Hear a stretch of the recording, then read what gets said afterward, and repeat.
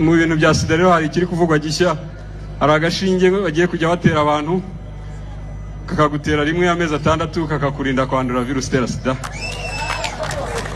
Abona abagabo bari kukishimira hano kari hafi kuza. Abo gashinge bazaba bari kukavugaho, urumva ko twishimiye nk'u Rwanda kwakira abantu bose bavuye ku isi. Hari n'ibindi byinshi.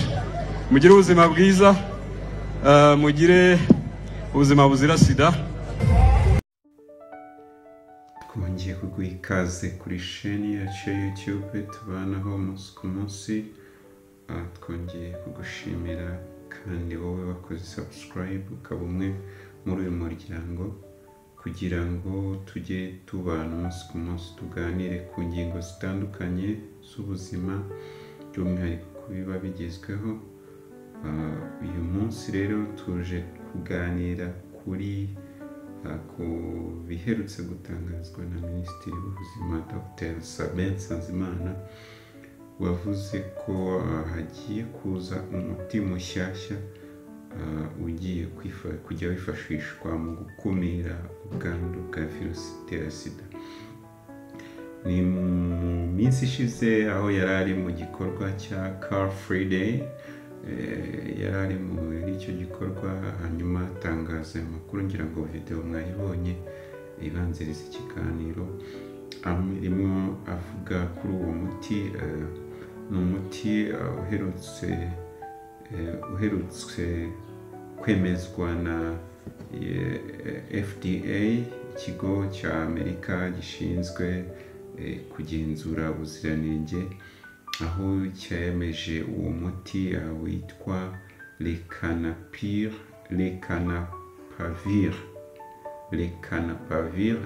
Muranyihanganira, Ikinyarwanda ntiwayibona izina ryawo riri exact.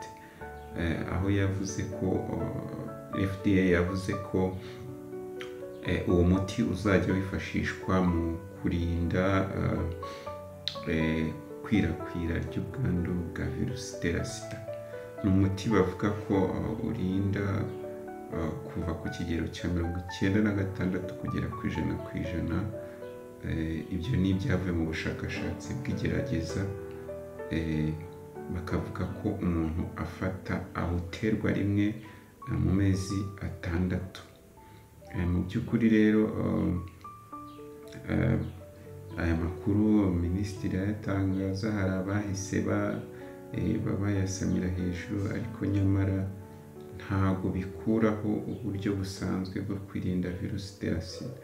Kugira ngo hasanzwe hariho uburyo bwinshi butandukanye burimo bwo kwirinda virusi itera sida. Ntago rero ari uguha rugari abantu, wenda ni n'amahirwe ko uwo muti utaragera mu Rwanda, ariko twavuga ko ari n'amahirwe ahubwo uwo muti nturagera mu Rwanda, ahubwo turibaza ngo igihe uzaba wahageze bizagenda biti. Ntago bizaba ari uguha rugari abasambana ngo bajye gusambana, ahubwo uzaza ariko ubundi buryo buzabwiyongera ku busanzwe bwo kwirinda virusi itera sida. Muzi ko hasanzwe hariho uburyo butandukanye, harimo kwifata. Uragerageza ukifata, iyo byanze nyine ugakoresha agakingirizo. Murabizi ko kugira ngo ukoreshe agakingirizo ugomba kumenya ese ntabwo kaba expire, ese uzi kugakoresha. Nimba utazi kugakoresha nabyo wabyiga cyangwa ugashaka amakuru y'ukuntu gakoreshwa. Ubwo wenda nimba mutanabizi mwabyandika muri comment tukazabibabwira ubutaha, tukababwira uko gakoreshwa. Ikindi, ku bantu bagirana imibonano mpuzabitsina n'abantu benshi batandukanye, Minisiteri y'Ubuzima hari imiti batanga kwa muganga, iyo bita pre-exposure prophylaxis. Ni imiti cyane cyane nk'abantu bakora umwuga utuma bahura n'aba partners cyangwa n'aba sexual partners benshi, bahura nk'aba sex workers cyangwa abantu bahura n'abantu benshi bagakorana imibonano mpuzabitsina nabo. Hari iyo miti bita PrEP cyangwa pre-exposure prophylaxis ni imiti bafata ntibe yatuma bandura ubwandu bwa virusi itera sida. Ubundi buryo buhari bwo kwisuzumisha virusi itera sida nabwo bufasha mu kuba wayirinda, ni uburyo bwo kwisuzuma. Ni ukuvuga ngo kwa muganga hari ibikoresho bafite bya OraQuick, ushobora kujyayo bakakiguha mbere y'uko ugirana imibonano mpuzabitsina n'umuntu, mukaba mwabanza mukisuzuma mukamenya uko muhagaze. Si ngombwa kuza kwa muganga buri gihe ngo igihe ukeneye kwipimisha virusi itera sida. Hariho ubwo buryo bwinshi butandukanye ushobora kuba wakoresha ukaba wamenya uko uhagaze.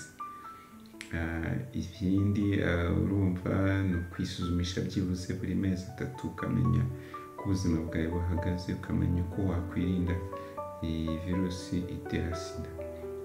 Twibuke ko virusi itera sida itapimishwa ijisho, cyangwa udashobora kureba umuntu mu maso ngo umenye ngo niba ataranduye cyangwa niba yaranduye. Ikindi ugomba kumenya ni uko buriya abantu bafata imiti y'ubwandu bwa virusi itera sida, iyo ayifashe igihe kinini ni ukuvuga ngo umubiri ugeraho ukagira ubudahangarwa ku buryo ushobora no kumupima ukaba utahita ukabona igipimo cye ni negative, bikagaragara ko atanduye kandi asanzwe yanduye, kubera ko ingano y'amavirusi cyangwa y'udukoko turi mu maraso ye yagabanutse cyane kubera amaze igihe kinini afata imiti igabanya ubukana. Niyo mpamvu rero utagomba gushukwa n'ibyo ngibyo, uhite wemeza ngo niba upimye umuntu uhite wemeza ko atanduye. Ashobora no kuba yaranduye aba no ku miti, ahubwo bitewe n'uko umubiri we umaze igihe kinini wakira iyo miti igabanya ubukana, bikaza kugaragara ko donc atanduye, kandi mu by'ukuri ubwandu bwa virusi itera sida n'ubundi akibufite. Iyo bigenze nka gutyo akenshi bigaragara iyo hakozwe ibipimo bihambaye, cyane cyane bakoresheje viral loads n'ubundi buryo butandukanye bapima. Ariko ntabwo kubona igisubizo cya negative ku muntu bivuze ko aba ataranduye, ahubwo ashobora kuba yaranduye, ahubwo bitewe n'uko amaze igihe kinini afata imiti, udukoko tw'ingano udukoko twe ikagabanuka mu maraso, wamupima ukabona ntiyanduye, kandi abanduye benshi bo baba banabizi, baba baranabibasobanuriye. Niyo mpamvu rero ugomba kwitonda. Virusi itera sida iri ahantu hose, nta muntu ugomba kwizera ko uwo ari we wese ashobora kuyikwanduza. Niyo mpamvu rero ubu buryo Minisiteri y'Ubuzima yatumenyesheje, cyangwa Minisitiri yaherutse kumenyesha abantu ko bugiye kuzaza, ntabwo bizaba ari urwaho cyangwa guha abantu urwaho rwo kujya kwijandika mu bikorwa byo kuba basambana bakaba bahura na virusi itera sida, ahubwo buzaza ari uburyo bw'inyongera ku busanzweho bufasha abantu mu kwirinda virusi itera sida. Ibindi byo ntibisanzwe, musanzwe mubizi ko gutiririkanya ibikoresho bikomeretsa nabyo bishobora gufasha mu kuba virusi itera sida yakwirakwira ikaba yava mu muntu ujya ku wundi. Niyo mpamvu atari byiza kubitiririkanya. Muri rusange rero twari tuje kubabwira kuri uwo muti witwa Lenacapavir uherutse kwemezwa na FDA y'Amerika. Uko tugira Rwanda FDA na Amerika bagira United States FDA. Tuje kubabwira kuri uwo muti baherutse gushyira hanze, noneho bazajya batera umuntu akaba yamara amezi 6 atabashije kuba yakwandura virusi itera sida. Twabibonye ko ushobora kukurinda ku kigero cya 60 kugera ku 100%, ku kigero cya 96 kugera ku 100% mu mbabarire. Ikindi umuntu akaba awuterwa rimwe mu mezi 6. Urumva rero ko uzaza ari ubundi buryo bwiyongera ku bundi, wenda nibigera mu Rwanda Minisiteri y'Ubuzima izabitumenyesha. Turagushimira rero wowe wabanye natwe muri kino kiganiro, tukwifurije gukomeza kugira ubuzima buzira virusi itera sida, ubuzima buzira indwara muri rusange. Kandi twibuke ko burya kwivuza ni ukuvuga ngo kwirinda biruta kwivuza. Prevention is better than cure. Ni byiza ko wirinda mbere y'uko warwara indwara runaka. Twirinde rero virusi itera sida, twirinde indwara muri rusange. Tunagukangurira kuba nimba utarakora subscribe kuri ino chaîne ngo ubikore, kugira ngo ibiganiro nk'ibi bivuga ku buzima, bivuga ku bintu bigezweho ku buzima, bizajye bikugereraho igihe kindi. Niba hari ikibazo ufite ugishyire muri comment, tuzakigusubize ubutaha. Cyangwa niba ari ibisaba kuba twakuvugishiriza inzobere runaka, tube twazivugisha, ariko tugufashe usobanukirwe, ntukahorane ibibazo udashobora gusobanukirwa ku buzima bwawe. Ciao, Imana iguhe umugisha uri hose.